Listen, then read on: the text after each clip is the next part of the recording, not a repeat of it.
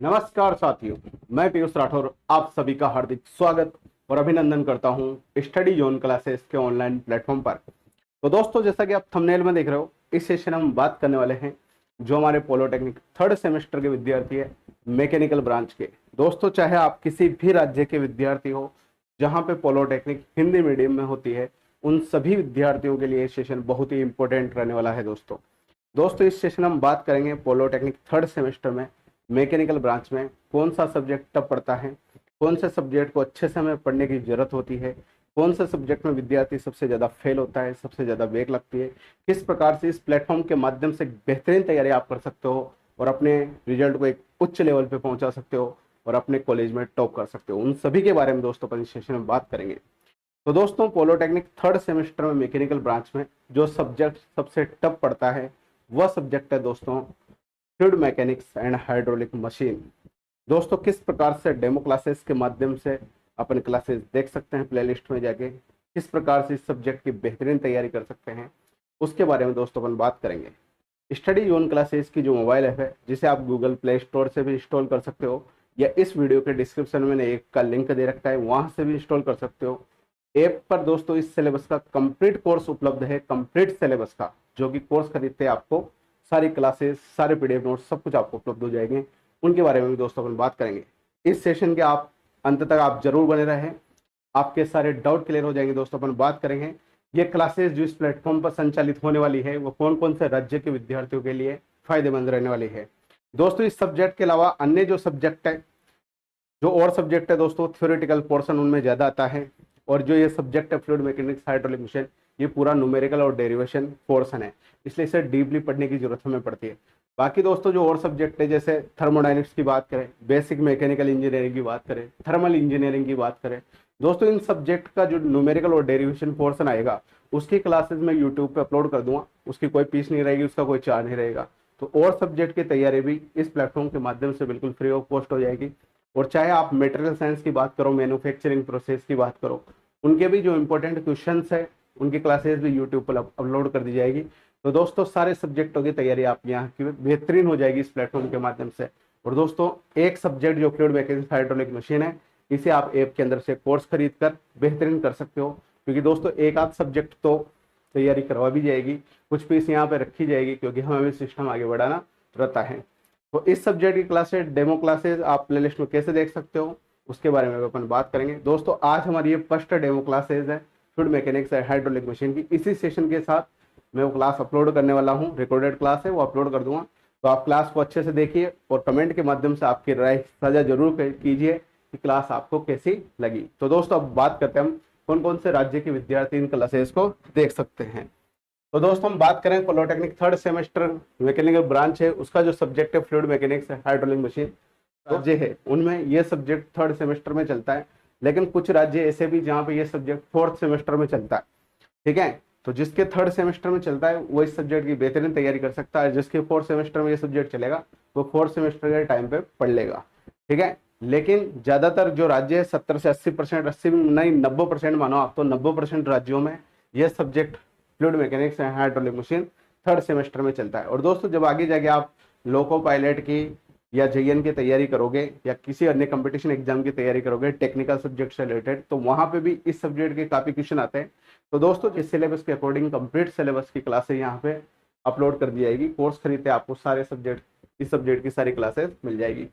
तो दोस्तों चाहे आप उत्तर प्रदेश के विद्यार्थी हो, चाहे आप राजस्थान के हो, चाहे आप बिहार के हो, चाहे आप मध्य प्रदेश के हो, चाहे आप झारखंड के हो, चाहे आप छत्तीसगढ़ के हो, उत्तराखंड के हो, हरियाणा के हो या दिल्ली के हो, चाहे आप हिमाचल प्रदेश के हो, दोस्तों इन सभी राज्यों में पॉलिटेक्निक हिंदी मीडियम में भी होती है, इंग्लिश मीडियम के साथ साथ। और दोस्तों जो अपनी यहाँ क्लासेस संचालित होगी वो हिंदी मीडियम के विद्यार्थियों के लिए ही होगी, क्योंकि दोस्तों ये इंजीनियरिंग सब्जेक्ट है और इंजीनियरिंग सब्जेक्ट को हिंदी मीडियम में पढ़ाना है बड़े मुश्किल काम है।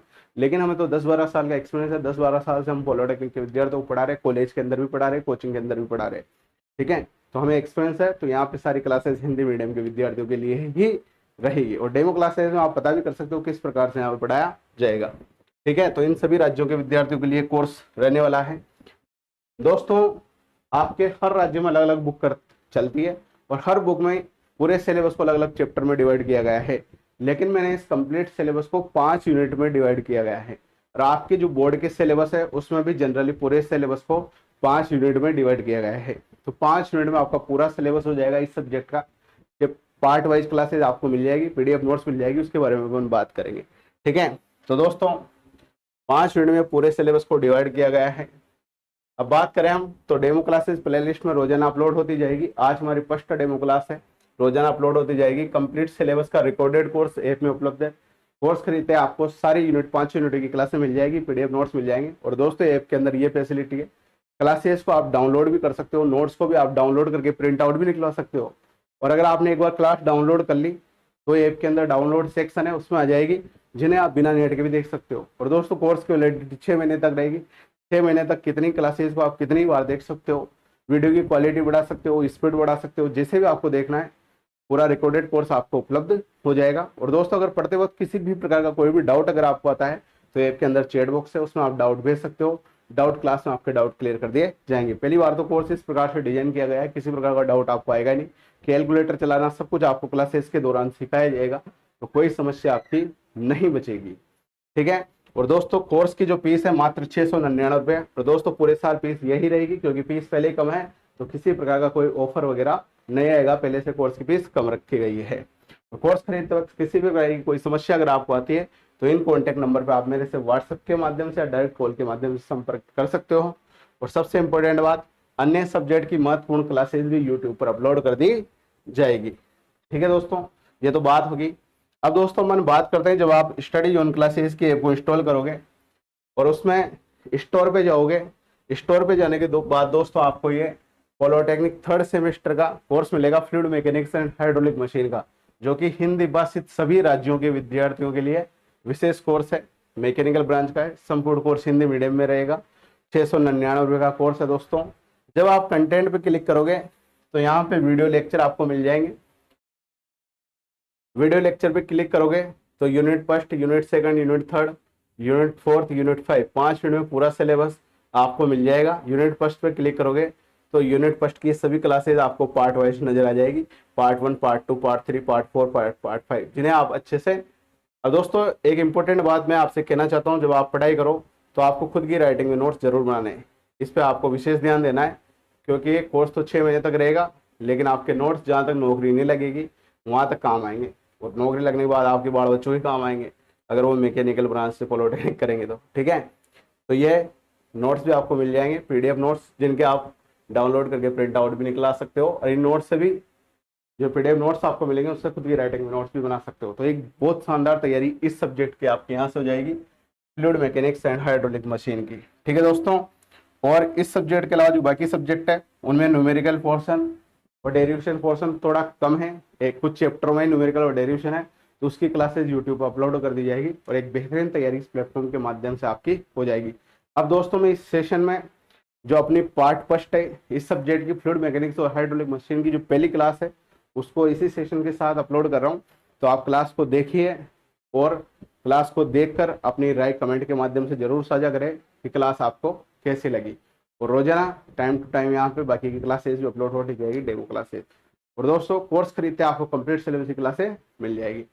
दोस्तों आपसे रिक्वेस्ट, अगर ये सेशन आपको अच्छा लगा हो तो आपके जितने भी दोस्त हैं पॉलिटेक्निक जो 3rd सेमेस्टर में, वहाँ तक इस क्लास का लिंक जरूर शेयर करें, ताकि आप किसी का भला करोगे तो ईश्वर भी आपका भला करेगा। और क्लासेस से संबंधित, आपके एकेडमिक कैलेंडर से संबंधित, आपके सिलेबस से संबंधित टाइम टू टाइम यहाँ से सेशन अपलोड होते जाएंगे। अगर आप इस चैनल पे नए हो तो चैनल को सब्सक्राइब करके बेल आइकन को प्रेस कर लो, ताकि जब भी यहाँ से कोई सेशन अपलोड हो तो उसका नोटिफिकेशन आपके पास पहुँच जाए। सारी जानकारी आपको यहाँ बताई जाएगी, चाहे आप किसी भी राज्य के विद्यार्थी हो। अभी तक दोस्तों हम राजस्थान की क्लासेज, राजस्थान के सिलेबस के अनुसार क्लासेज यहाँ पे संचालित करते थे, लेकिन विद्यार्थियों की लगातार डिमांड आती थी, सर हमारे यूपी के लिए, बिहार के लिए, मध्य प्रदेश के लिए, झारखंड, छत्तीसगढ़, जितने भी राज्य है सभी विद्यार्थियों के मैसेज है, सर हमारे लिए भी क्लासेज स्टार्ट कीजिए। तो ये क्लासेज अब सभी राज्यों के विद्यार्थियों के लिए है, जहाँ पे भी पॉलिटेक्निक हिंदी मीडियम में होती है। ठीक है दोस्तों, तो आपकी जितनी भी समस्या है सारी समस्याएं कंप्लीट कर दी जाएगी। तो दोस्तों जैसा कि आप थंबनेल में देख रहे हो, आज से हम पॉलिटेक्निक 3rd सेमेस्टर की ऑनलाइन क्लासेस प्रारंभ करने जा रहे हैं। विद्यार्थी 3rd सेमेस्टर का, चाहे वो मैकेनिकल ब्रांच का हो चाहे वो केमिकल ब्रांच का हो, क्योंकि दोस्तों जो अपनी क्लास होने वाली है यह मैकेनिकल ब्रांच और केमिकल ब्रांच दोनों की कॉमन क्लास है, क्योंकि दोस्तों जो चैप्टर नंबर 1 है वह चाहे केमिकल ब्रांच में हो चाहे मैकेनिकल ब्रांच हो, दोनों में सेम चैप्टर है, कुछ भी अंतर नहीं है। इस कारण से यह क्लास जितनी केमिकल ब्रांच के विद्यार्थियों के लिए इम्पोर्टेंट है उतनी ही इम्पोर्टेंट मैकेनिकल ब्रांच के विद्यार्थियों के लिए है। ठीक है दोस्तों, और मैं आपसे कहना चाहता हूँ यदि कोई थर्ड सेमेस्टर के अच्छे से तैयारी करना चाहता हो, अच्छे से आगे बढ़ना चाहता हो, अपने सारे कंसेप्ट क्लियर करना चाहता हो, इससे पहले आप कोर्स को खरीद ले। कोर्स के कंप्लीट सिलेबस के वीडियो लेक्चर मिलेंगे, और दोस्तों जो भी हम क्लास में पढ़ेंगे उसके हैंड रिटन नोट्स की PDF भी आपको ऐप के अंदर उपलब्ध होगी। दोस्तों अपनी ये जो फीस है ऑफलाइन कोचिंग से आधी फीस भी नहीं है, उससे भी कम फीस है। एक तो यहाँ पे बेनिफिट भी ज़्यादा मिल रहे हैं, फीस भी कम लग रही है। यहाँ पर आप प्रत्येक क्लास को एग्जाम तक जितनी बार आपकी इच्छा उतनी बार देख सकते हो। PDF से खुद की राइटिंग में नोट्स बना सकते हो। ऑफलाइन क्लास में तो एक बार क्लास होने के बाद आप उस क्लास को दोबारा नहीं देख सकते, लेकिन यहाँ क्लास को भी बार बार देख सकते हो और फीस भी कम लग रही है। तो जिसको भी अच्छे से तैयारी करना हो वो ये भी इंस्टॉल करो। तो दोस्तों आज से हम बात करेंगे, हमारा जो सब्जेक्ट है वह है मैकेनिकल ब्रांच वालों के तो सब्जेक्ट का नाम है fluid mechanics and hydraulic machine, और इसी सब्जेक्ट का नाम जो केमिकल ब्रांच के विद्यार्थियों के है वह है मोमेंटम ट्रांसफर। हालांकि सब्जेक्ट का नाम अलग अलग है, लेकिन सब्जेक्ट के जो टॉपिक है, जो सिलेबस है वो सेम है, बस कुछ चैप्टर इधर उधर हो रहे हैं। हालांकि फर्स्ट चैप्टर जो है वो चाहे केमिकल ब्रांच का विद्यार्थी हो चाहे मैकेनिकल ब्रांच का विद्यार्थी हो, वो कॉमन सिलेबस है, क्योंकि ये बेसिक चैप्टर है, और बेसिक चैप्टर अगर अलग अलग हो गया तो फिर बात ही क्या है। ठीक है दोस्तों, तो ये क्लास मैकेनिकल और केमिकल ब्रांच के दोनों विद्यार्थियों के लिए फायदेमंद है, और दोनों ब्रांच के विद्यार्थियों के जो चैप्टर नंबर 1 का नाम है वह है basic properties of fluid and concept of pressure. यानी फ्लूइड जो है, द्रव जो है, उसकी बेसिक प्रॉपर्टी क्या है, तरल जो है उसकी बेसिक प्रॉपर्टी क्या है, उस पर किस प्रकार के प्रेशर लग रहे, दाब लग रहे, उसका कंसेप्ट क्या है, उसके बारे में दोस्तों अपन इस चैप्टर में डिस्कस करेंगे। तो अपन इस चैप्टर की शुरुआत करते हैं, एक एक कंसेप्ट अपन तरीके से पढ़ेंगे। और दोस्तों मेरे आपसे रिक्वेस्ट है, जैसे जैसे पढ़ते जाओ वैसे वैसे खुद की राइटिंग में नोट्स बनाते जाओ। जहाँ तक खुद की राइटिंग में नोट्स नहीं बनाओगे, जहाँ तक बात नहीं बनेगी, ठीक है। और सेकंड ईयर के जो सब्जेक्ट हैं वो फर्स्ट ईयर से थोड़े भारी सब्जेक्ट है, एडवांस सब्जेक्ट है, इनमें मेहनत ज़्यादा करनी पड़ेगी। हालांकि मैं एक एक चीज़ आपकी क्लियर कर दूंगा, चाहे वो डेरिवेशन हो, चाहे न्यूमेरिकल हो, तो चाहे थ्योरी हो, अपन बहुत ज़बरदस्त तरीके से कंसेप्ट वाइज पढ़ते हुए चलेंगे दोस्तों। तो ठीक है दोस्तों, तो एक बार सबसे पहले बात करते हैं अपन फ्लूइड मैकेनिक्स चैप्टर की बात करते हैं। इस चैप्टर को स्टार्ट करने से पहले सबसे पहले इस सब्जेक्ट के बेसिक के बारे में अपन डिस्कस करते हैं। तो सबसे पहला जो टॉपिक आता है इसमें वो आता है फ्लूइड मैकेनिक्स। क्या आता है? Fluid mechanics. और दोस्तों जो फ्लूइड मैकेनिक्स है इसे हिंदी में बोलते हैं अपन द्रव यांत्रिकी। क्या बोलते हैं? द्रव यांत्रिकी। तो सबसे पहले बात करते हैं फ्लूइड मैकेनिक्स। इस सब्जेक्ट में अपन पढ़ने क्या वाले हैं उसके बारे में दोस्तों अपन डिस्कस करते हैं। मान लो दोस्तों ये एक पात्र है, पात्र आप समझते हो, एक बीकर है, ठीक है, कंटेनर है। इस पात्र के अंदर दोस्तों पानी भरा हुआ है। अभी ये पानी किस अवस्था में है? पानी जो है वो अभी स्थिर अवस्था में है। किस अवस्था में दोस्तों? जो जल है, जो पानी है, वो स्थिर अवस्था में है, ठीक है दोस्तों। ये एक पाइप है, इस पाइप के अंदर से वाटर फ्लो हो रहा है, पानी प्रवाहित हो रहा है। इस स्थिति में जो पानी है दोस्तों, कौन सी स्थिति में? गतिक अवस्था में। गतिक अवस्था में। तो पात्र के अंदर पानी स्थिर अवस्था में एक कंडीशन में, तो और एक कंडीशन में पाइप के अंदर पानी फ्लो कर रहा है, यानी गति कर रहा है। अब दोस्तों जब पानी स्थिर अवस्था में, तो कौन कौन से प्रकार के बल इस वाटर पे लग रहे हैं या पात्र की दीवारों पर लग रहे हैं, और उन बलों के प्रभाव के कारण इस पर क्या प्रभाव उत्पन्न हो रहा है, उन बलों के इफेक्ट के कारण। उसी प्रकार जब पाइप के अंदर से वाटर फ्लो हो रहा है, पानी फ्लो हो रहा है, तो इसका इफेक्ट इस पाइप पे क्या पड़ रहा है, कौन कौन से दाब यहाँ पे लग रहे हैं, कौन कौन से प्रेशर यहाँ पे लग रहे हैं, इनके बारे में जो दोस्तों अपन अध्ययन करेंगे वो कहलाता है फ्लूइड मैकेनिक्स, यानी द्रव यांत्रिकी। यानी फ्लूइड मैकेनिक्स यानी द्रव यांत्रिकी विज्ञान की वह शाखा है जिसके अंतर्गत अपन द्रव का स्थिर अवस्था में और गतिक अवस्था में अध्ययन करते हैं। ठीक है दोस्तों, तो पहला टॉपिक द्रव यांत्रिकी, फ्लूइड मैकेनिक्स। ये डायग्राम आपको नोट्स में साइड में बनाने, राइट साइड पे आप डायग्राम बनाओगे, हालांकि मैं आपको सेकंड सेमेस्टर में भी समझा चुका। राइट साइड पे कॉपी के रजिस्टर के राइट साइड पे आपको डायग्राम बनाने, लेफ्ट साइड पे आपको थ्योरी लिखनी है। दोस्तों एक एक टॉपिक की थ्योरी मैं बोल के आपको यहाँ पे समझाऊंगा, ठीक है, क्योंकि मैं बोल के लिखाऊंगा तो उससे नेट का डाटा आपका ज़्यादा खर्च होगा, ठीक है, और बोल के लिखाने से कोई मतलब भी नहीं है। इन सब की आपको पीडीएफ मिल जाएगी, ऐप के अंदर मिल जाएगी, ठीक है। तो उस पीडीएफ में से देख के आप खुद की राइटिंग में नोट्स बना लेना। यहाँ पे अपन समझते हुए चलेंगे और नोट्स आप पीडीएफ में से बनाना, ठीक है। तो इस साइड में आपको डायग्राम बनाना, ठीक है। थ्योरी में क्या है, पहला टॉपिक है हमारा फ्लूइड मैकेनिक्स, द्रव यांत्रिकी। द्रव यांत्रिकी विज्ञान की वह शाखा है जिसके अंतर्गत अपन द्रव का स्थिर अवस्था में और गतिक अवस्था में अध्ययन करते हैं, ठीक है। डेफिनेशन आपको पीडीएफ के अंदर मिल जाएगी, ठीक है दोस्तों। तो पहला टॉपिक द्रव यांत्रिकी अपना कंप्लीट हो चुका है। अब दोस्तों इसके बाद जो अगला टॉपिक आता है हमारा वो आता है द्रव स्थितिकी। क्या आता है? द्रव स्थितिकी। ऐसी करो, स्टार्टिंग की 2-3 क्लासों में तो मैं थ्योरी लिखा देता हूं आपको, ठीक है। द्रव यांत्रिकी, फ्लूइड मैकेनिक्स, तो इसकी थ्योरी में आप लिख लो, डायग्राम आपको साइड में बनाना है। इसके द्रव यांत्रिकी विज्ञान की वह शाखा है। द्रव यांत्रिकी को तरल यांत्रिकी भी बोल सकते हैं हम। क्या बोल सकते हैं? तरल यांत्रिकी। तो तरल यांत्रिकी विज्ञान की वह शाखा है जिसके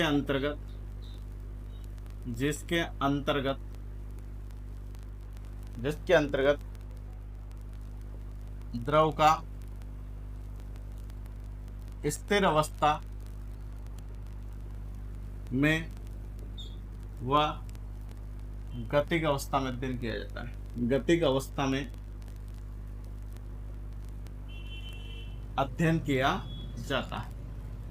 ऐसे करना है। थ्योरी तो आप पीडीएफ में से लिखना, ठीक है। नोट्स आप पीडीएफ में बनाना, क्योंकि डेटा खत्म करने से कोई मतलब नहीं आ रहा। वैसे 1 GB 1.5 GB 2 GB नेट रोजाना आता है आपके, ऐसे बोल के लिखेंगे तो कोई मतलब नहीं है। नोट्स आपको पीडीएफ में से बनाना है। जैसे अपना ये लेक्चर खत्म होगा, क्लास खत्म होगी, ऐप के अंदर मैं पीडीएफ डाल दूंगा। डेमो क्लास की पीडीएफ भी आपको ऐप के अंदर मिल जाएगी, ठीक है। तो वहाँ से आप नोट्स बना लेना। तो सबसे पहला टॉपिक क्या हो गया हमारा? फ्लूइड मैकेनिक्स, द्रव यांत्रिकी। सब कुछ आपको यहीं याद हो जाएगा, क्योंकि कंसेप्ट से अपन पढ़ेंगे तो सब कुछ यहाँ हो जाएगा, और रट के पढ़ोगे तो भूल जाओगे। और अपन आपको पता है सेकंड सेमेस्टर में अपन पढ़े, फर्स्ट सेमेस्टर में अपन पढ़े, हर एक चीज़, हर सब्जेक्ट की, चाहे कोई सा भी सब्जेक्ट अपन ने पढ़ाओ, एक एक चीज़ अपन ने कंसेप्ट से पढ़ी है। तो सेकंड ईयर में भी अपन कंसेप्ट से पढ़ते हुए चलेंगे। तो फ्लूइड मैकेनिक्स विज्ञान की वह शाखा है जिसके अंतर्गत अपन द्रव स्थिर अवस्था में और गतिशील अवस्था में क्या करेंगे? अध्ययन करेंगे, ठीक है भैया। इसके बाद जो हमारा अगला टॉपिक है हमारा द्रव स्थितिकी। अगला टॉपिक क्या है भैया? वह है द्रव स्थितिकी, जिसे इंग्लिश में बोलते हैं फ्लूइड स्टैटिक्स। क्या बोलते हैं? Fluid statics. नाम से पता चल रहा है फ्लूइड स्टैटिक्स, द्रव स्थितिकी, यानी इसके अंतर्गत अपन द्रव का स्थिर अवस्था में अध्ययन करेंगे। यानी द्रव जब स्थिर अवस्था में रहेगा, यानी पात्र के अंदर भरा हुआ रहेगा, तब अपन उस द्रव की गति के बारे में, उस द्रव पे लगने वाले बलों के बारे में अपन अध्ययन करेंगे। तो क्या कहलाएगी? वह द्रव स्थितिकी कहलाएगी। क्या कहलाएगी? द्रव स्थितिकी, फ्लूइड स्टैटिक्स कहलाएगी। इसके अंतर्गत द्रव का स्थिर अवस्था में अध्ययन किया जाता है। तो फ्लूइड स्टैटिक्स के अंतर्गत द्रव का किस अवस्था में अध्ययन किया जाता है बच्चा? स्थिर अवस्था में अध्ययन किया जाता है। तो पहला टॉपिक हमने पढ़ा फ्लूइड मैकेनिक्स, उसके बाद फ्लूइड स्टैटिक्स। इसके बाद दोस्तों जो अगला टॉपिक चलेगा हमारा, वह चलेगा फ्लूइड काइनेमेटिक्स, यानी द्रव गतिकी, ठीक है दोस्तों। ये चैप्टर बेसिक चैप्टर है, फ्लूइड मैकेनिक्स की जड़ है, अच्छे से इसे समझना। तो अगला टॉपिक जो है हमारा दोस्तों वह है द्रव गतिकी। क्या है? द्रव गतिकी, जिसे इंग्लिश में बोलते हैं फ्लूइड काइनेमेटिक्स। फ्लूइड काइनेमेटिक्स दोस्तों, इंग्लिश वर्ड याद रखना बहुत जरूरी है, ठीक है, क्योंकि अगर पेपर हिंदी में गलत होता है तो इंग्लिश में सही माना जाता है। और कंपटीशन एग्जाम के अंदर तो बहुत से वर्ड इंग्लिश में लिख देगा, और तुम्हारे BTR के एग्जाम के अंदर भी बहुत से वर्ड इंग्लिश में लिख देगा। तो इंग्लिश वर्ड भी याद रहना जरूरी है, ठीक है। तो द्रव गतिकी क्या कहा जाता है इंग्लिश में, फ्लूइड काइनेमेटिक्स। तो इस शाखा के अंतर्गत अपन द्रव का गतिक अवस्था में अध्ययन करेंगे, यानी जब द्रव पाइप के अंदर प्रवाहित रहेगा, पाइप के अंदर फ्लो रहेगा, तब उन पे कौन कौन से बल लग रहे हैं और उन बलों के कारण उस फ्लूइड पे और उस पाइप पे क्या प्रभाव उत्पन्न हो रहे हैं, उसके बारे में दोस्तों अपन अध्ययन करेंगे। तो वह शाखा क्या कहलाएगी, द्रव गतिकी फ्लूइड काइनेमेटिक्स कहलाएगी। अर्थात इसके अंतर्गत अपन द्रव का गतिक अवस्था में अध्ययन करते हैं। ठीक है दोस्तों, तो हमने अभी तक 3 टॉपिक पढ़े। सबसे पहला पढ़ा फ्लूइड मैकेनिक्स। इसके अंतर्गत अपन द्रव का चाहे वो स्थिर अवस्था में हो चाहे गतिक अवस्था में हो, दोनों में अध्ययन करेंगे तो फ्लूइड मैकेनिक्स। और अगर स्थिर अवस्था में अध्ययन करेंगे, जब द्रव स्थिर अवस्था में रहेगा तो वह क्या कहलाएगा, फ्लूइड स्टैटिक्स उसका अध्ययन। और जब द्रव गतिक अवस्था में रहेगा यानी किसी पाइप के अंदर फ्लो करेगा तो उसका अपन अध्ययन करेंगे तो क्या कहलाएगा, फ्लूइड काइनेमेटिक्स, द्रव गतिकी। ठीक है दोस्तों, 3 टॉपिक के बारे में अपन ने डिस्कस किया, फ्लूइड स्टैटिक्स, फ्लूइड मैकेनिक्स और फ्लूइड काइनेमेटिक्स। ठीक है दोस्तों, इसके बाद अपन आगे चलते हैं, आगे बात करते हैं। ठीक है, यह हमारा बेसिक कंप्लीट हो चुका फ्लूइड मैकेनिक्स का। ठीक है, अगला जो टॉपिक है दोस्तों वह है हमारा आइडियल फ्लूइड। अगला टॉपिक क्या है, आइडियल फ्लूइड, जिसे हिंदी में क्या बोला जाता है बच्चों, आदर्श तरल। क्या बोला जाता है, आदर्श तरल। ठीक है, ये जो भी मैं भी पढ़ा रहा हूँ बोर्ड पे जो भी लिखा हुआ है उसका आप स्क्रीनशॉट भी ले लेना। ठीक है, हालांकि ये सब कुछ आपको लिखा हुआ PDF पे मिल जाएगा हैंड रिटन नोट्स में। ठीक है, फिर भी यदि आप स्क्रीनशॉट लेना चाहो तो स्क्रीनशॉट ले सकते हो। ठीक है, इसके बाद दोस्तों अपन बात करते हैं अगले टॉपिक की, और जो अगला टॉपिक है वह है हमारा आदर्श तरल।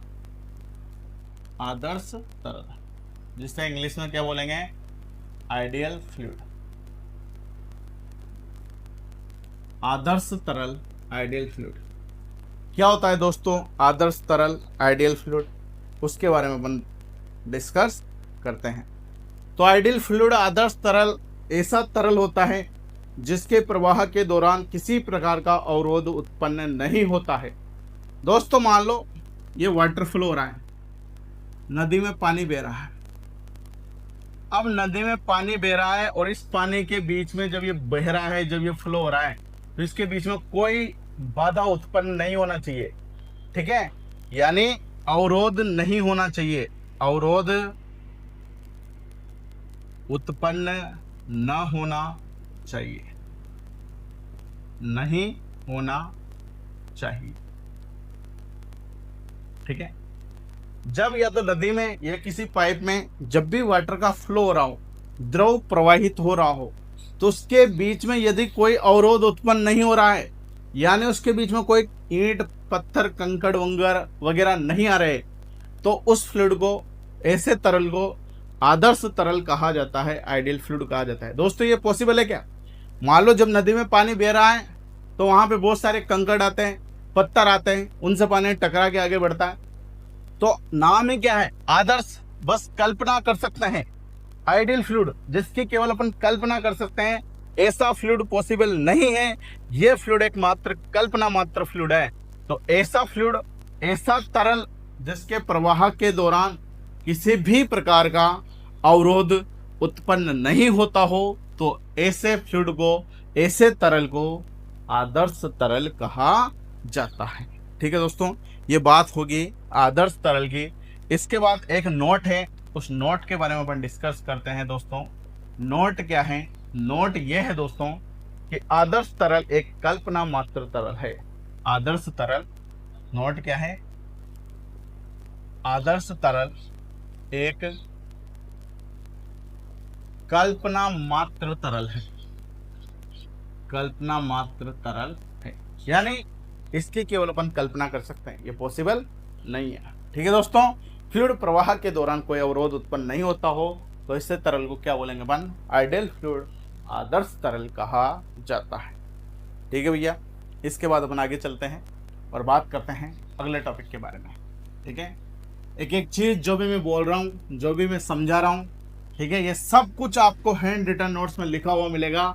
तो नोट्स आपको वहां से बनाने PDF को देखकर। ठीक है दोस्तों, और जो भी कोर्स खरीदेगा वह वीडियो को डाउनलोड भी कर सकता है, ताकि एक बार वीडियो को डाउनलोड करने के बाद आप बिना नेट के भी देख सकते हो। ठीक है, तो जो कोर्स खरीदेगा उसे सब फैसिलिटी मिलेगी।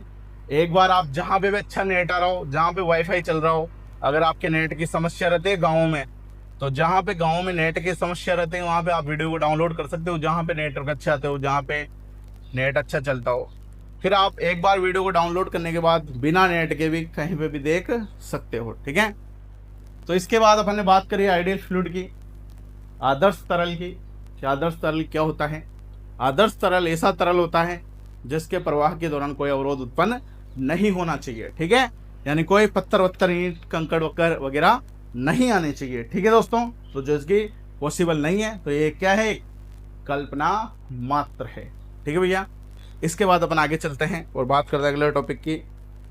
और जो अगला टॉपिक है हमारा वह है वास्तविक तरल। वास्तविक तरल, जिसे इंग्लिश में बोलता है रियल फ्लूइड, ये उसका उल्टा हो जाएगा। यानी ऐसा तरल जिसके प्रवाह के दौरान अवरोध उत्पन्न होता हो, ऐसा तरल जिसके प्रवाह के दौरान अवरोध उत्पन्न होता हो, उस तरल को क्या कहा जाता है? वास्तविक तरल कहा जाता है। तो आदर्श तरल में तो अवरोध उत्पन्न नहीं होना चाहिए, यानी कोई परेशानी कोई बाधा नहीं आनी चाहिए। और यदि बाधा आ गई, परेशानी आ गई किसी तरल के प्रवाह के दौरान, तो तरल क्या कहलाएगा? वास्तविक तरल कहलाएगा, रियल फ्लूइड कहलाएगा। अब दोस्तों यहाँ पे एक कंसेप्ट है बहुत अच्छा, उसे मैं क्लियर करता हूँ। अपन यहाँ पे बहुत कंफ्यूज रहते हैं, ठीक है। क्या कंफ्यूज रहते हैं? कि फ्लूइड में और लिक्विड में क्या अंतर है। फ्लूइड में और लिक्विड में क्या अंतर है? तो दोस्तों जो गैस होती है, जो वाटर होता है और जो ऑयल होता है, इनमें कौन सा लिक्विड है कौन सा फ्लूइड है, उसके बारे में अपन डिस्कस करेंगे। दोस्तों जो ऑयल है, जो वाटर है, इसे अपन लिक्विड कहते हैं। क्या कहते हैं? लिक्विड कहते हैं, द्रव कहते हैं। लेकिन जो गैस होती है, इस गैस को अपन लिक्विड नहीं कह सकते, इसको क्या कह सकते हैं? फ्लूइड ही कह सकते हैं। तो जो वाटर है, ऑयल है, उसे अपन फ्लूइड भी कह सकते हैं और लिक्विड भी कह सकते हैं। लेकिन जो गैस है, उस गैस को क्या कहा जाएगा? ओनली फ्लूइड कहा जाएगा। तो डिफरेंस है किस किस में? लिक्विड में और फ्लूइड में। गैस को केवल अपन फ्लूइड ही कह सकते हैं, तरल ही कह सकते हैं। लेकिन ऑयल चाहे वाटर हो, चाहे शक्कर की चाशनी हो, इससे अपन लिक्विड भी कह सकते हैं। लेकिन गैस को क्या बोलेंगे? फ्लूइड। तो ये बहुत इंपॉर्टेंट पॉइंट्स हैं, इंटरव्यू के अंदर पूछा जाता है। पूछ लेते हैं कि लिक्विड में फ्लूइड में क्या डिफरेंस है।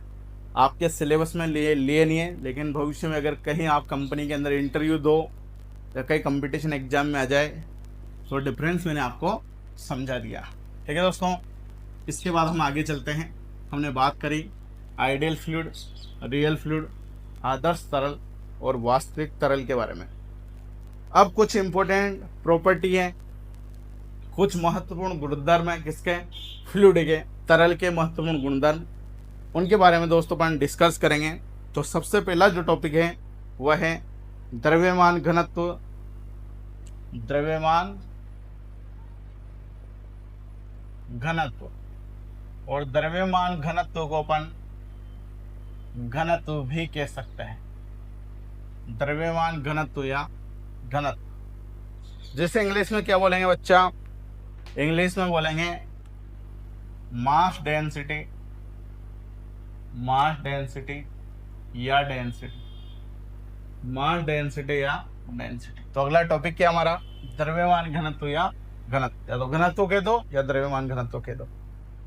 तो दोस्तों आपने क्लास 10 में भी पढ़ा होगा, द्रव्यमान तथा आयतन के अनुपात को घनत्व कहा जाता है। द्रव्यमान तथा आयतन के अनुपात को, परिभाषा क्या होगी? द्रव्यमान तथा आयतन के अनुपात को घनत्व कहा जाता है। इसे रो से प्रदर्शित किया जाता है, अर्थात रो बराबर द्रव्यमान बटा आयतन। द्रव्यमान बटा आयतन आपने बचपन में भी पढ़ा है, बचपन में नहीं क्लास 10 में पढ़ा है। द्रव्यमान और आयतन के अनुपात को घनत्व कहा जाता है और इसे रो से प्रदर्शित किया जाता है, अर्थात रो बराबर हम लिख सकते हैं द्रव्यमान बटा आयतन। द्रव्यमान और आयतन के अनुपात को क्या कहा जाता है? घनत्व या द्रव्यमान घनत्व कहा जाता है, और इसे रो से प्रदर्शित किया जाता है, अर्थात रो बराबर द्रव्यमान बटा आयतन। दोस्तों जो भी मैं बोल रहा हूँ सब कुछ पीडीएफ में मिलेगा, मैं बार बार नहीं बोलूंगा, एक बार सुन लेना, आपको कुछ भी लिखने की जरूरत नहीं है, सब कुछ हैंड रिटन नोट्स में पीडीएफ में लिखा हुआ आपको मिल जाएगा। द्रव्यमान और आयतन के अनुपात को क्या कहा जाता है? घनत्व कहा जाता है, और इसे रो से प्रदर्शित किया जाता है, अर्थात क्या लिख सकते हैं अपन? रो बराबर द्रव्यमान बटा आयतन। अब दोस्तों द्रव्यमान को अपन प्रदर्शित करते हैं एम से। द्रव्यमान को किससे प्रदर्शित करते हैं? एम से। और आयतन को प्रदर्शित करते हैं वी से। किससे प्रदर्शित करते हैं आयतन को? वी से। अब दोस्तों इसकी यूनिट की हम बात करते हैं, इसके मात्रक की हम बात करते हैं, इसके यूनिट की हम बात करते हैं, इसका मात्रक क्या होगा उसके बारे में अपन डिस्कस करते हैं, ठीक है। तो दोस्तों इसका मात्रक क्या होगा कि मात्रक के बारे में आपने फर्स्ट सेमेस्टर में फिजिक्स के अंदर पढ़ा होगा, मात्रक कैसे निकालते हैं। नहीं पढ़ा है तो मैं बता देता हूँ। घनत्व का मात्रक हमें ध्यान रखना है, कैसे निकालेंगे? द्रव्यमान का मात्रक होता है किलोग्राम। द्रव्यमान को किस में रिप्रेजेंट करते हैं? किलोग्राम में। और आयतन का मात्रक होता है मीटर क्यूब। आयतन का मात्रक कितना होता है? Metre cube. किसमें है? एसआई पद्धति में। एसआई पद्धति क्या होती है इसके बारे में मैंने फिजिक्स में आपको पढ़ाया था सेकंड सेमेस्टर में, ठीक है। तो घनत्व रो का मात्रक क्या गया? द्रव्यमान का मात्रक किलोग्राम, आयतन का मात्रक मीटर क्यूब, तो घनत्व का मात्रक क्या हो गया? किलोग्राम प्रति मीटर क्यूब। दोस्तों बहुत ही इंपॉर्टेंट यूनिट है, बहुत ही इंपॉर्टेंट मात्रक है, काफी काम आएगा, अच्छे से ध्यान रखना, ठीक है। तो द्रव्यमान और आयतन के अनुपात को घनत्व कहा जाता है, और इसे रो से प्रदर्शित किया जाता है, और इसका यूनिट क्या हो जाएगी? किलोग्राम प्रति मीटर क्यूब। तो पहली प्रॉपर्टी क्या होगी हमारी? पहली प्रॉपर्टी होगी हमारे द्रव्यमान घनत्व या घनत्व, ठीक है भैया। इसके बाद अपन अगली प्रॉपर्टी के बारे में डिस्कस करते हैं। अगली प्रॉपर्टी क्या है अपनी, उसके बारे में अपन समझते हैं, ठीक है भाई। एक नोट है, उस इंपॉर्टेंट नोट के बारे में डिस्कस करते हैं। नोट क्या है?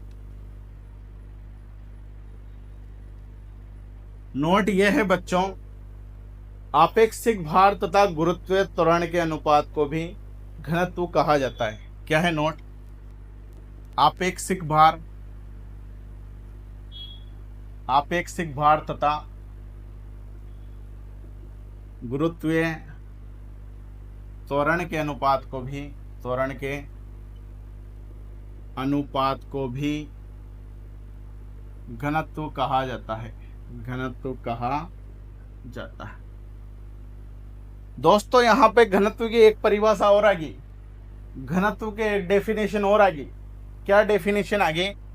कि जो आपेक्षिक भार है, आपेक्षिक भार को रिप्रेजेंट करते हैं अपन कैपिटल डब्ल्यू से। आपेक्षिक भार को किससे रिप्रेजेंट करते हैं? कैपिटल डब्ल्यू से। और गुरुत्वीय त्वरण को किससे रिप्रेजेंट करते हैं? स्मॉल जी से। फर्स्ट सेमेस्टर फिजिक्स में आपने पढ़ा है गुरुत्वीय त्वरण को किससे रिप्रेजेंट करते हैं? स्मॉल जी से। तो आपेक्षिक भार कैपिटल डब्ल्यू और स्मॉल जी गुरुत्वीय त्वरण के अनुपात को क्या कहा जाता है? घनत्व कहा जाता है। घनत्व को किससे दर्शाते हैं? रो से। तो अर्थात दोस्तों रो का फॉर्मूला एक और आ गया, रो का एक फॉर्मूला और आ गया। क्या आ गया? रो बराबर डब्ल्यू अपॉन जी। आपेक्षिक भार क्या होता है इसके बारे में अपन इस चैप्टर में आगे पढ़ेंगे, ठीक है। अभी आपको ध्यान रखना है। तो रो बराबर डब्ल्यू अपॉन जी। और दोस्तों इस फॉर्मूले से अपन ये भी लिख सकते हैं कैपिटल डब्ल्यू बराबर, इस जी को मैं इधर क्रॉस मल्टीप्लाई कर दूंगा तो डब्ल्यू बराबर रो जी। तो ये दोनों फॉर्मूले आपको याद रखने हैं, इंपॉर्टेंट फॉर्मूले हैं, न्यूमेरिकल में काफी यूज इनका होगा। तो आपेक्षिक भार तथा गुरुत्वीय त्वरण के अनुपात को भी क्या कहा जाता है? घनत्व कहा जाता है। और यहाँ पे द्रव्यमान और आयतन के अनुपात को भी क्या कहा जाता है? घनत्व कहा जाता है, ठीक है दोस्तों। यूनिट क्या होती है ये यूनिट अपन को ध्यान रखनी है। चलो इसके डेफिनेशन में मैं लिख ही देता हूँ। द्रव्यमान तथा आयतन के अनुपात को घनत्व कहा जाता है, घनत्व कहा जाता है। इसे रो से प्रदर्शित किया जाता है, इसे रो से प्रदर्शित किया जाता है। ठीक है भैया, तो द्रव्यमान घनत्व के बारे में अपन ने डिस्कस किया। एक बार इसे अच्छे से देख लो आप, फिर अपन आगे चलते हैं और आगे बात करते हैं। ठीक है भाई, आगे बात करते हैं अगली प्रॉपर्टी के बारे में। अगली प्रॉपर्टी क्या होती है उसके बारे में दोस्तों अपन डिस्कस करते हैं। ठीक है, तो अगली प्रॉपर्टी जो है वह है आपेक्षिक भार। क्या है? आपेक्षिक भार। आपेक्षिक भार के बारे में मैंने कहा था अभी डिस्कस करेंगे आगे, तो ये टॉपिक आ चुका है आपेक्षिक भार।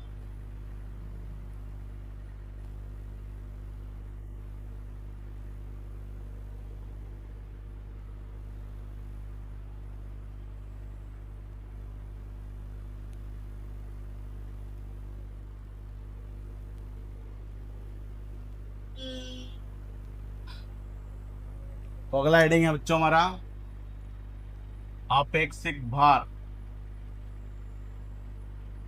जिसे अपन इंग्लिश में बोलेंगे स्पेसिफिक वेट। स्पेसिफिक वेट, ठीक है, आपेक्षिक भार, स्पेसिफिक वेट। ठीक है, तो मैं स्टार्टिंग से चलो साथ के साथ ही आपको लिखा देता हूं ताकि आपको अजीब ना लगे। ठीक है, बहुत से स्टूडेंट सोच रहे होंगे यार ये तो अजीब लग रहा है ये काम। ठीक है, हालांकि अजीब तो कुछ भी नहीं है, लेकिन मैं लिखा ही देता हूं। आपेक्षिक भार के डेफिनेशन में आप लिखो, भार तथा आयतन के अनुपात को, भार तथा आयतन के अनुपात को, भार तथा आयतन के अनुपात को आपेक्षिक भार कहा जाता है। आपेक्षिक भार कहा जाता है। भार तथा आयतन के अनुपात को आपेक्षिक भार कहा जाता है। इसे कैपिटल W के द्वारा, इसे कैपिटल W के द्वारा प्रदर्शित किया जाता है, प्रदर्शित किया जाता है। ठीक है भैया, तो भार तथा आयतन के अनुपात को क्या कहा जाता है? आपेक्षिक भार कहा जाता है, और इसे कैपिटल W के द्वारा प्रदर्शित किया जाता है।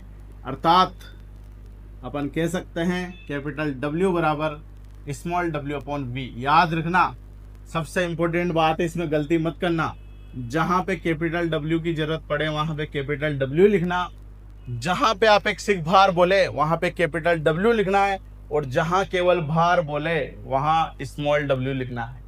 ठीक है, तो स्मॉल w और स्मॉल v के अनुपात को क्या कहा जाता है? आपेक्षिक भार कहा जाता है। स्मॉल w क्या है? भार, और स्मॉल v क्या है? आयतन। भार और आयतन के बाद में क्या कहेंगे? आपेक्षिक भार। दोस्तों इसके मात्रक की अपन बात करें, इसके यूनिट की अपन बात करेंगे, इसके मात्रक की बात करें तो भार का मात्रक होता है किलोग्राम। भार का मात्रक भी क्या होता है? किलोग्राम होता है। और आयतन का मात्रक भी क्या होता है? मीटर क्यूब होता है। क्या होता है? Metre cube.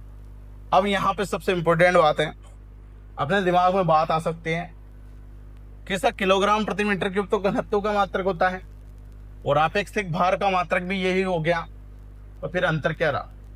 तो यहाँ पे सबसे इंपॉर्टेंट बात है, हालांकि हमारे दिमाग में बात आई नहीं होगी लेकिन मैं क्लियर करना चाहता हूँ। दोस्तों जब यहाँ पे आप भार को किलोग्राम में लोगे, भार को किस में लोगे? किलोग्राम में, तो यहाँ पे सेंटीमीटर क्यूब आएगा। क्या आएगा? सेंटीमीटर क्यूब आएगा। किस में आएगा? ये आपेक्षिक भार में। और जब यहाँ आप भार न्यूटन में लोगे, क्योंकि भार एक बल ही है, भार बल मैकेनिक्स में पढ़ते हैं, भार बल W बराबर होता है mg। भार बल को किससे प्रदर्शित करते हैं? mg से, यानी स्मॉल w का मान किसके बराबर होता है? mg के। ये भार बल है, भार बल का मान किसके बराबर होता है? mg के। और बल का मात्रक क्या होता है? न्यूटन। जब इस w को आप न्यूटन में लोगे तो यहाँ मीटर स्क्वायर आएगा। यहाँ क्या आएगा? Metre square. ये important concept, metre cube, sorry metre square नहीं, मीटर क्यूब। आयतन का मात्रक तो मीटर क्यूब या सेंटीमीटर क्यूब भी होता है। तो जब यहाँ आप भार किलोग्राम में लोगे तो आयतन को सेंटीमीटर क्यूब में लोगे। किसमें? आपेक्षिक भार में। और जब आपेक्षिक भार में आप W को न्यूटन में लोगे तो आयतन को मीटर क्यूब में लोगे। ये सबसे इंपॉर्टेंट कंसेप्ट है, दिमाग में बिठा लेना। न्यूमेरिकल में बहुत ज़्यादा गलतियाँ करवाता है।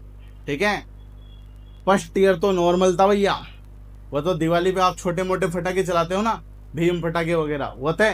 लेकिन ये सेकंड ईयर के जो सब्जेक्ट है ये एटम बम है। ठीक है, इसलिए इनको ढंग से पढ़ने की जरूरत है और कंसेप्ट को अच्छे से समझने की जरूरत है। तो अपन ने बात करी किसके बारे में, आपेक्षिक भार के बारे में। भार तथा आयतन के अनुपात को आपेक्षिक भार कहा जाता है और इसे कैपिटल डब्ल्यू के द्वारा प्रदर्शित किया जाता है। दोस्तों इसकी एक परिभाषा और बन सकती है, लेकिन हमें एग्जाम में यही परिभाषा लिखनी है। एक परिभाषा क्या लिखनी है, एक परिभाषा क्या हो सकती है मैं बता देता हूं आपको, नोट डाल के बता देता हूं। ठीक है, यदि v का मान अपन 1 कर दें, यानी आयतन का मान 1 मीटर क्यूब कर दिया जाए, तो जो भार रहेगा वो किसके बराबर हो जाएगा, आपेक्षिक भार के बराबर हो जाएगा। यानी जो भी परिभाषाएं बनती है वो फॉर्मूले से बनती है। तो अपन ये परिभाषा ये बना सकते हैं कि इकाई आयतन का भार, इकाई आयतन का भार आपेक्षिक भार कहलाता है, आपेक्षिक भार कहलाता है। ये मार्कर में इनका डाल लेता हूँ यार मैं, फिर अपन क्लास को कंटिन्यू करते हैं। v का मान 1 कर दिया तो स्मॉल कैपिटल w किसके बराबर आ गया, स्मॉल w के। तो यहां से क्या परिभाषा बन गई, इकाई आयतन का भार आपेक्षिक भार कहलाता है। रटने की जरूरत है क्या, मेरी गारंटी है पूरा सब्जेक्ट अपन क्लियर कर लेंगे, एक भी चीज रटने की जरूरत नहीं पड़ेगी, सारी चीज अपन कंसेप्ट से पढ़ेंगे।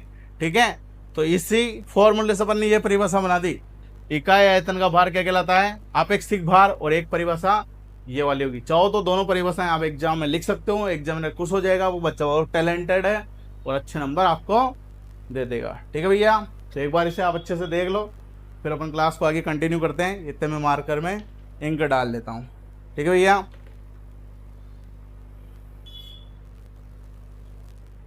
ये अगली प्रॉपर्टी है अपनी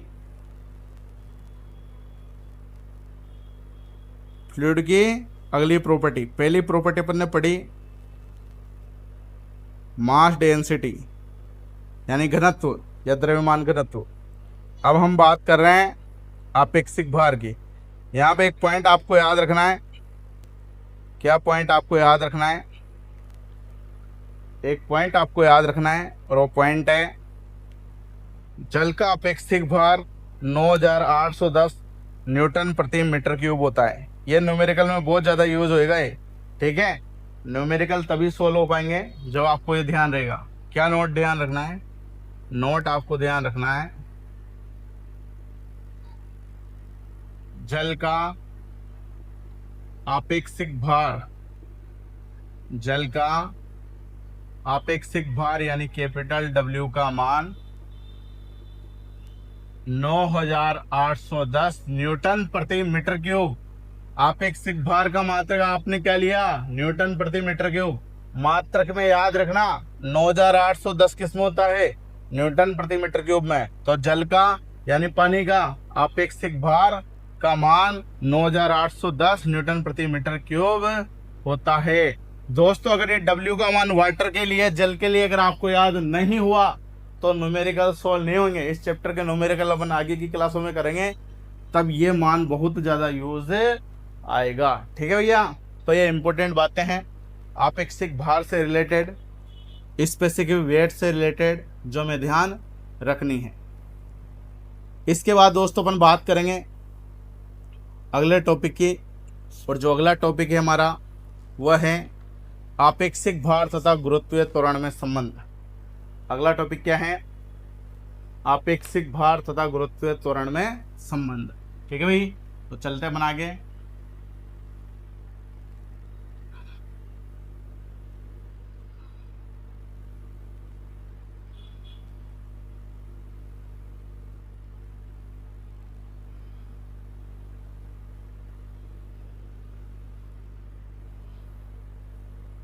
अगला टॉपिक है हमारा आपेक्षिक भार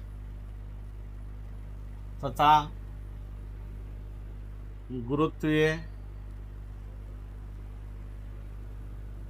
त्वरण में संबंध। आपेक्षिक भार तथा गुरुत्वीय त्वरण में संबंध। ठीक है भैया, तो अभी हालांकि संबंध के बारे में अपन पढ़ चुके हैं, लेकिन ये टॉपिक को डिस्कस कर लेते हैं।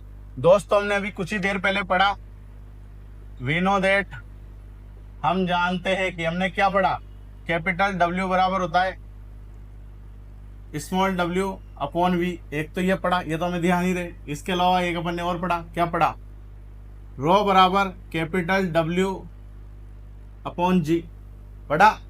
आपेक्षिक भार तथा गुरुत्व त्वरण के अनुपात को घनत्व कहा जाता है, पढ़ा हमने। तो यहां से W बराबर एक फॉर्मूला हमारे पास आया था, W बराबर रो जी, W बराबर क्या, रो जी। तो दोस्तों ये आपेक्षिक भार कैपिटल W और गुरुत्व त्वरण स्मॉल जी में संबंध आया नहीं आया। तो हालांकि ये फॉर्मूला अपन पढ़ चुके थे, लेकिन टॉपिक के अनुसार हमने एक बार और पढ़ा कि आपेक्षिक भार तथा गुरुत्व त्वरण में क्या संबंध होता है। तो आपेक्षिक भार तथा गुरुत्व त्वरण में क्या संबंध होता है बच्चों, W बराबर रो जी, जहां पे W क्या है, W है अपना आपेक्षिक भार और G है बच्चों हमारा गुरुत्वीय त्वरण, गुरुत्वीय त्वरण, ठीक है। तो यह संबंध हो गया किसके बारे में, आपेक्षिक भार तथा गुरुत्वीय त्वरण में संबंध, ठीक है भाई। इसके बाद अगला जो टॉपिक है हमारा वह है कुछ महत्वपूर्ण बिंदु, कुछ महत्वपूर्ण बिंदु, कुछ महत्वपूर्ण, कुछ महत्वपूर्ण बिंदु, जिसे इंग्लिश में बोलेंगे सम इंपॉर्टेंट पॉइंट्स। अब दोस्तों इस चैप्टर से रिलेटेड कुछ महत्वपूर्ण बिंदु है, क्या क्या इंपॉर्टेंट पॉइंट है जो हमें इस चैप्टर के रिगार्डिंग ध्यान रखना है, उसके बारे में दोस्तों अपन डिस्कस अगले क्लास में करेंगे। आज के क्लास को हम यहीं समाप्त करते हैं, इसके आगे का प्रोसेस अगले क्लास में कंटिन्यू करेंगे। तो दोस्तों आज की क्लास में हमने बात की फ्लूइड मैकेनिक्स किसे कहा जाता है। फ्लूइड मैकेनिक्स में हम द्रव का स्थिर अवस्था में और गति का अवस्था में अध्ययन कर सकते हैं, उसे फ्लूइड मैकेनिक्स कहते हैं। फ्लूइड मैकेनिक्स के बाद दोस्तों अपन ने बात करी फ्लूइड स्टैटिक्स, यानी जब द्रव स्थिर अवस्था में है, यानी पात्र में स्थिर अवस्था में है, तो उसका अध्ययन करेंगे, तो उसे द्रव स्थितिकी बोलेंगे, फ्लूइड स्टैटिक्स बोलेंगे। उसके बाद दोस्तों अपन ने बात करी फ्लूइड काइनेमेटिक्स की, यानी जब द्रव गति का अवस्था में रहेगा, यानी किसी पाइप के अंदर से प्रवाहित होगा, तब उसके बारे में अपन अध्ययन करेंगे, तो फ्लूइड काइनेमेटिक्स होगा। उसके बाद दोस्तों हमने बात करी आइडियल फ्लूइड की, आदर्श तरल की, जब पानी के प्रवाह के दौरान किसी प्रकार का कोई अवरोध उत्पन्न नहीं होगा, तो उसे अपन आइडियल फ्लूइड, आदर्श तरल कहेंगे। दोस्तों ये पॉसिबल नहीं है कि जब वाटर का फ्लो और कोई अवरोध ही उत्पन्न हो, पत्थर कंकड़ वंकड़ तो आएंगे नदी के प्रवाह के दौरान, तो वह एक कल्पना मात्र है, आदर्श तरल एक कल्पना मात्र है। उसके बाद दोस्तों अपन ने रियल फ्लूइड पढ़ा, वास्तविक तरल पढ़ा। वास्तविक तरल ऐसा तरल जिसके प्रवाह के दौरान अवरोध उत्पन्न होता हो, उसे अपन वास्तविक तरल कहते हैं। वास्तविक तरल रियल फ्लूइड के बाद दोस्तों अपन ने फ्लूइड की प्रॉपर्टी के बारे में डिस्कस किया। सबसे पहले हमने पढ़ा घनत्व या द्रव्यमान घनत्व, डेंसिटी या मास डेंसिटी। द्रव्यमान और घनत्व के अनुपात को, द्रव्यमान और आयतन के अनुपात को घनत्व कहा जाता है, जिसे रो से द्वारा प्रदर्शित किया जाता है, रो बराबर m अपॉन वी। उसके मात्रक के बारे में हमने डिस्कस किया, मात्रक होता है किलोग्राम प्रति मीटर क्यूब, किसका, घनत्व का। घनत्व के बाद दोस्तों अपन ने घनत्व का एक और फॉर्मूला पढ़ा कि आपेक्षिक भार कैपिटल W और गुरुत्व त्वरण के अनुपात को भी घनत्व कहा जाता है। उसके बाद दोस्तों अपन ने आपेक्षिक भार पढ़ा। आपेक्षिक भार में हमने पढ़ा भार तथा आयतन के अनुपात को आपेक्षिक भार कहा जाता है। आपेक्षिक भार के मात्रक के बारे में मैंने डिस्कस किया कि अगर अपन भार किलोग्राम में लेंगे तो आयतन सेंटीमीटर क्यूब में आएगा, तो उसका मात्रक किलोग्राम प्रति सेंटीमीटर क्यूब होगा, और यदि अपन भार को न्यूटन में लेंगे तो आयतन मीटर क्यूब में आएगा, तो मात्रक न्यूटन प्रति मीटर क्यूब हो जाएगा। उसके बाद दोस्तों अपन ने संबंध पढ़ा, किसमें संबंध पढ़ा, गुरुत्वीय त्वरण में और आपेक्षिक भार में संबंध पढ़ा। W बराबर रो जी, W बराबर रो जी संबंध प्रदर्शित करता है किसमें, आपेक्षिक भार और गुरुत्वीय त्वरण के बीच में। तो दोस्तों कुछ इंपॉर्टेंट टॉपिक की शुरुआत अपन ने आज करी। फ्लूइड मैकेनिक्स का बेसिक अपन ने आज स्टार्ट किया, जो कि मैकेनिकल ब्रांच में फ्लूइड मैकेनिक्स और हाइड्रोलिक मशीन सब्जेक्ट के नाम से जाना जाता है, और केमिकल ब्रांच में मोमेंटम ट्रांसफर के नाम से जाना जाता है। दोनों ब्रांचों में पहला चैप्टर कॉमन है, सारे टॉपिक सेम है। तो अपन जो क्लास है आज के दोनों ब्रांचों के लिए बहुत ही फायदेमंद साबित होने वाली है। तो दोस्तों तो ठीक है दोस्तों, आशा करता हूँ आज की क्लास आपको समझ में आई होगी, पसंद आई होगी। आपसे रिक्वेस्ट है, यदि आपको क्लास पसंद आई है तो अपने दोस्तों के बीच में अधिक से अधिक शेयर करें, ताकि अधिक से अधिक विद्यार्थियों के पास ये सूचना पहुंच सके। बहुत बहुत धन्यवाद मित्रों, जय हिंद, जय भारत।